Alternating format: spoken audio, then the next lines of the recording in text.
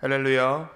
하나님께서 함께 하시는 평강과 주님의 은혜가 오늘 하루에 처음을 드린 저와 여러분 가운데 함께 하시기를 주님의 이름으로 축원합니다. 영상을 통해 함께 예비하시는 그 자리에도 같은 주님의 은혜가 흘러가는 줄 믿습니다. 오늘 말씀의 제목은 행위대로 갚으시는 주님입니다.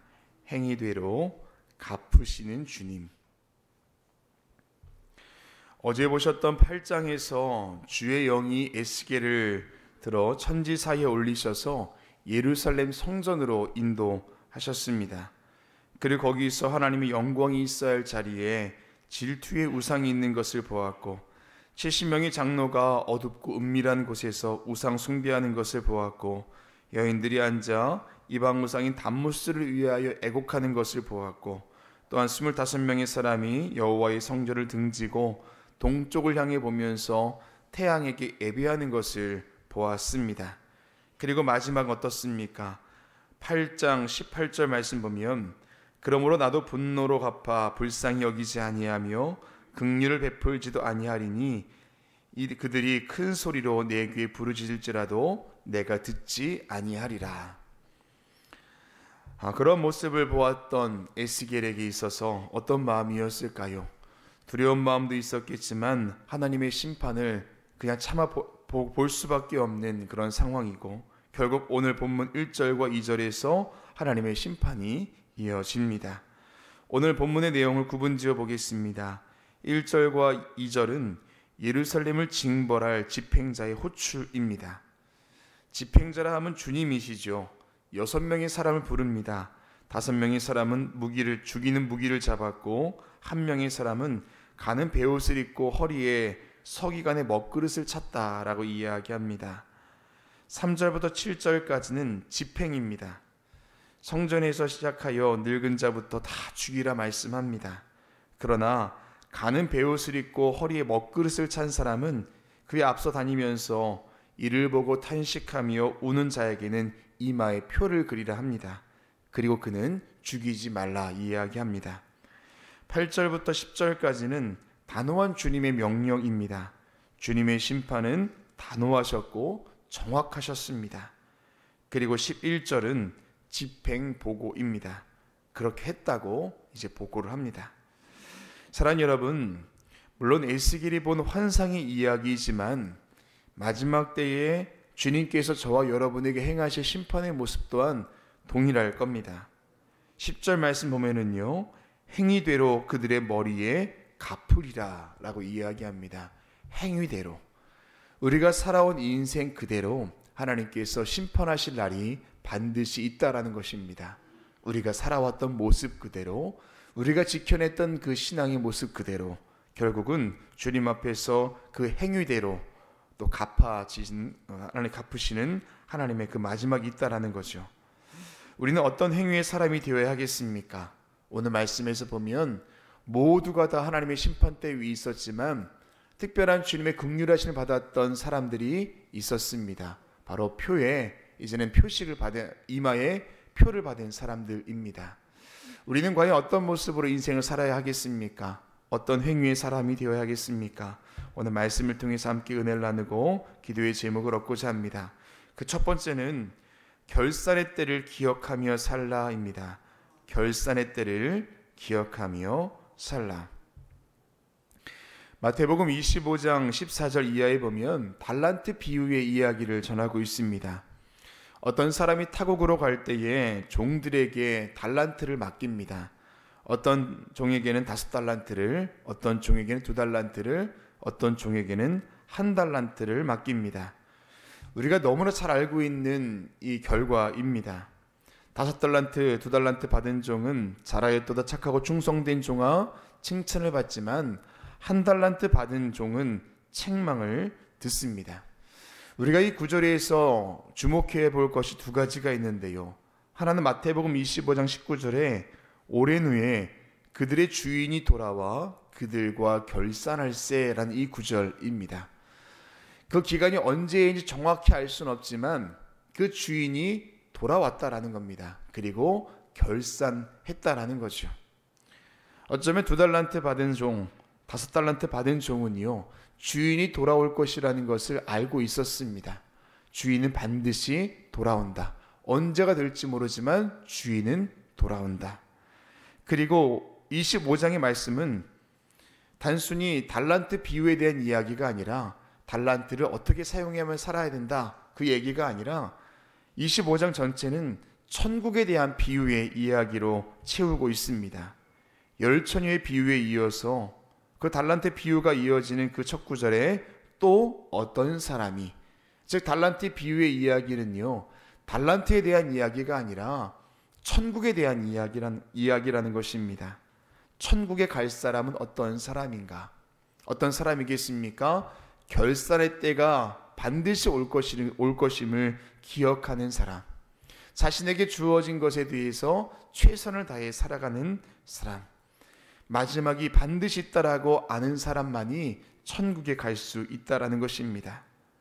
사랑하는 여러분, 시편 126편 5절에 보면 뿌린 대로 거둠에 대해서 분명하게 이야기하지요. 눈물로 씨를 뿌리는 자가 기쁨으로 거두게 됨을 이야기합니다. 우리의 인생 어떻게 어떻게 살아가느냐에 따라서 그 마지막이 달라진다라는 것입니다. 그래서 우리가 늘 기도하면서 어떤 마음의 결단을 해야겠습니까? 오늘이 내가 살아가는 마지막 날인 것처럼 살아가야 한다라는 거죠. 결산의 때가 언제인지 우리는 알 수 없기 때문에 그렇습니다. 그러나 그때는 반드시 있습니다.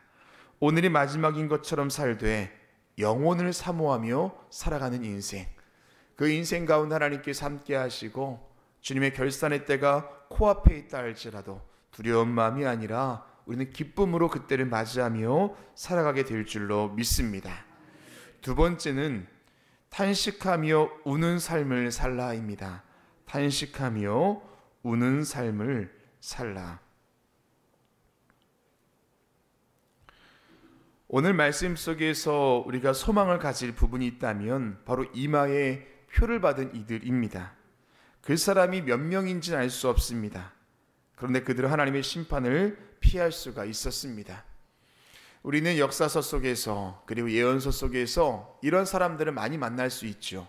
우리는 그런 사람들을 남은 자 혹은 그루터기라고 이렇게 들어왔습니다. 여러분, 스바냐 3장 17절 말씀, 너희 하나님 여호와가 너희 가운데 계시니 그는 구원을 베푸실 전능자시라. 그가 너로 인하여 기쁨을 이기지 못하시며 잠잠히 너를 사랑하시며 즐거이 이기며 기뻐하시도다. 여러분, 이 복음성가에도 우리가 있는 가사지 않습니까? 이 찬양을 부르면서 또한 이 가사를 묵상하면서 말씀을 묵상하면서 마음속에 그렇지, 하나님이 나를 사랑하시지, 마음이 위로가 되지만 여러분, 이 말씀 속의 주인공이 누구일까요? 단지 모든 사람이 이 말씀의 주인공이 아니라 끝까지 남은 자, 어떤 환경과 상황 가운데서도 믿음을 지키며 끝까지 살아남은 자, 그런 자를 주님께서 이렇게 여기신다라는 스바냐의 고백입니다. 오늘 말씀 속에서 이마에 표를 받은 자가 어떤 사람이라고 이야기하고 있습니까? 4절 말씀을 함께 같이 읽어보겠습니다. 4절 말씀입니다. 여호와께서 이르시되 너는 예루살렘 성읍 중에 순행하여 그 가운데서 행하는 모든 가증한 일로 말미암아 탄식하며 우는 자의 이마에 표를 그리라 하시고. 아멘. 이마에 표를 받는 자의 조건은 단순합니다. 이 모든 일을 보고 탄식하며 우는 자, 그런 사람의 이마에 표를 그리라 이야기합니다. 시대적인 아픔을 보고 그리고 이 상황을 보고 탄식하며 우는 자가 복된 자라는 것입니다. 누가복음 10장 30절 이하에 선한 사마리아인의 비유가 있습니다. 강도 만난 자를 도와준 그 사마리아인의 마음, 진심이었습니다. 불쌍히 여기는 마음, 긍휼히 여기는 마음, 최선을 다해서 그를 도와주죠. 또한 마가복음 2장에서 중풍병자와 그의 친구들의 이야기를 만날 수 있습니다.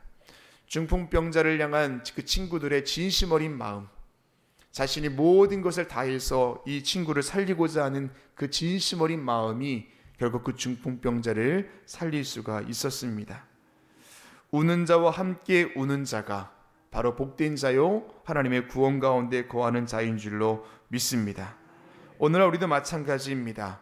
시대적인 아픔을 놓고 기도하는 자가 바로 복된 자라는 것입니다.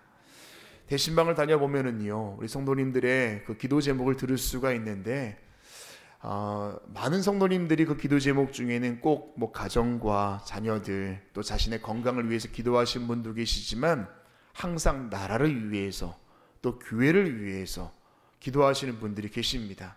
얼마나 그 기도 제목이 귀한지 모릅니다. 또 어떤 분들은 남과 북의 이 분단의 현실이 내 기도의 부족입니다, 나 때문입니다라고 정말로 절실하게 탄식하면서 기도하시는 분들도 계십니다. 사랑하는 여러분, 오늘을 살아가면서 하나님께서 기뻐하시는 모습, 그 남은 자가 될 수 있는 것은 바로 아픔을 보고 이 시대적인 현실을 보고 함께 탄식하며 울 수 있는 그 마음의 여유와 그 진심 어린 기도가 바로 하나님께서 기뻐하시는 모습으로 그 남은 자의 삶을 살게 될 줄로 믿습니다. 그런 마음 가지고 오늘 이 새벽 기도하며 그렇게 함께 거하는 저와 여러분 되시기를 주님의 이름으로 축원합니다. 마지막 세 번째는 심판하시는 주님의 마음을 알라입니다. 심판하시는 주님의 마음을 알라.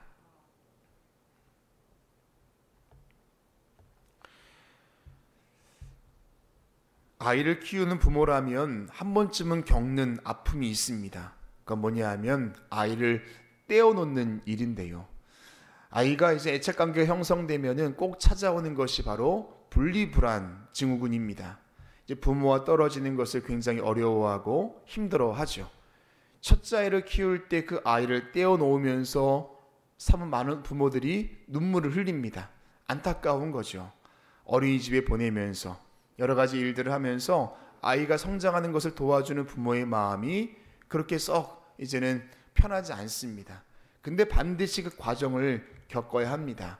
우는 아이를 떼어놓아야 하고 혼자 무엇인가 할 수 있게끔 도와주어야 하고, 또한 남자 같은 경우에는 군대를 보내야 하고, 또 뭔가 시작할 수 있게끔 부모는 울면서 그 일들을 감당할 때가 있습니다.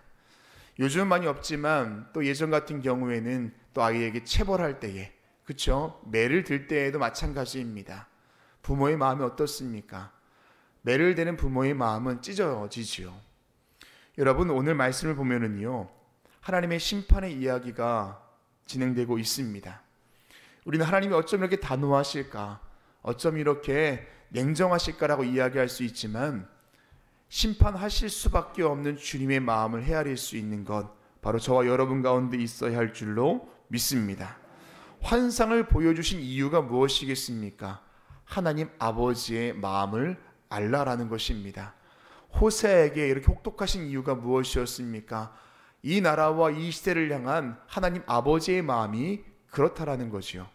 에스겔에게 앞서서 보셨지만 왜 이렇게 어려운 일들을 하게 하시고 또 이해할 수 없는 일들을 하게 하셨습니까? 하나님 아버지의 마음이 그렇다라는 것입니다. 오늘 말씀에서 보시면은요, 그 심판이 어디서부터 이어집니까? 바로 성소에서부터 이어집니다. 성소에서부터 사람들을 죽이기 시작합니다. 늙은 자부터. 늙은 자라 이야기하면 장로들을 의미할 텐데요, 성소에서부터 정말로 신앙적으로 가장 앞서 있었던 사람의 타락을 바라보면서 심판을 행하시는, 그럴 수밖에 없는 주님의 마음이 저와 여러분 가운데 있어야 할 줄로 믿습니다. 야, 하나님 냉정하시다, 하나님 진짜 피도 눈물도 없으시구나, 그게 아니라 그럴 수밖에 없는 주님의 마음을 아는 것, 이것이 바로 에스겔을 통하여서 알게 하시는 주님의 마음이고, 오늘 말씀을 읽으면서 저와 여러분 가운데 있어야 하는 마음인 줄로 믿습니다. 하나님 아버지의 마음, 그 마음을 알 수 있는 저와 여러분 되시기를 주님의 이름으로 축원합니다. 그렇게 아는 자만이 울 수가 있고 탄식할 수가 있습니다. 또 그런 자만이 기도할 수 있고, 그리고 주님과 함께 주어진 삶에 승리할 수 있는 줄로 믿습니다. 오늘 이 새벽에 여러분 기도하시면서 내 인생을 향한 주님 아버지의 마음, 그리고 우리 가정과 이 시대와 우리 교회를 향한 하나님 아버지의 마음을 알 수 있는 저와 여러분 되시기를 주님의 이름으로 축원합니다. 결산할 때가 있음을 반드시 기억해야 합니다. 또한 이 시대를 놓고 탄식하며 울 수 있어야 합니다. 심판하시는 그 주님 아버지의 마음을 알 때 우리가 하나님께서 기뻐하시는 모습으로 오늘을 살아가게 되는 줄 믿습니다. 그런 믿음을 가지고 살아가는 저와 여러분 되시기를 주님의 이름으로 축원합니다. 기도하시겠습니다.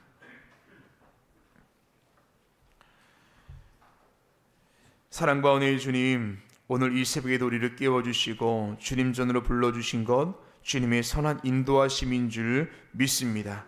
우리가 기도할 때 하나님 일하심 볼 수 있게 하시고 말씀 앞에 거할 때에 삶의 기준이 주님께 둘 수 있도록 인도하여 주시옵소서.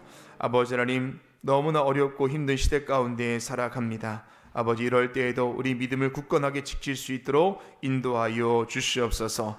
결산할 때가 있음을 우리가 기억하며 살 수 있도록 인도하여 주시사 오늘이 우리 인생의 마지막 날인 것처럼 살아갈 수 있도록 인도하여 주시옵소서. 아버지 하나님, 때로는 내 인생을 놓고 기도하지만 아버지 하나님, 나라와 민족, 우리 교회와 이 시대를 놓고 탄식하며 울 수 있는 그런 아버지 하나님 마음을 우리가 얻을 수 있도록 인도하여 주시옵소서. 하나님 아버지의 마음이 우리 가운데 있어져서 우리의 기도의 제목이 거기에 있게 하여 주시고 우리의 간절함이 거기에 있도록 하나님께서 함께하여 주시옵소서. 오늘도 주님 앞에 귀한 예물 드린 손길이 있습니다. 하나님의 것인 것을 구별하여 주님께 드렸사오니 기뻐 받아 주시옵소서. 간절한 기도의 제목 위에 기름 부어주시고 성실함으로 드린 모든 예물 위에 한량없는 복을 더하여 주시옵소서.